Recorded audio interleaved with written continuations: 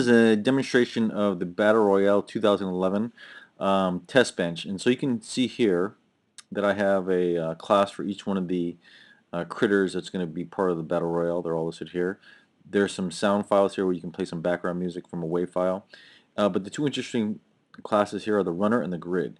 And the runner, why don't you move over here, Alan Morales wrote a little driver so that I can, in a loop, add as many critters as I like to the simulation. So right now I have it set at 6.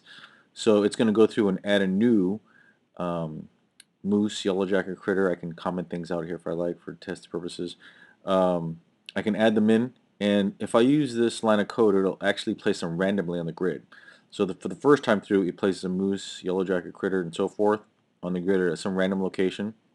This is part of the grid world code that does that.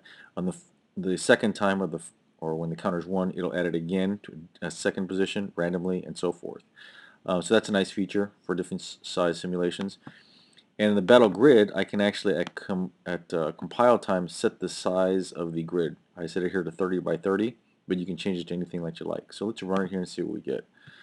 Run the simulation. And let me widen up a little bit, so this should be 30 by 30 because that's what was in the battle grid file.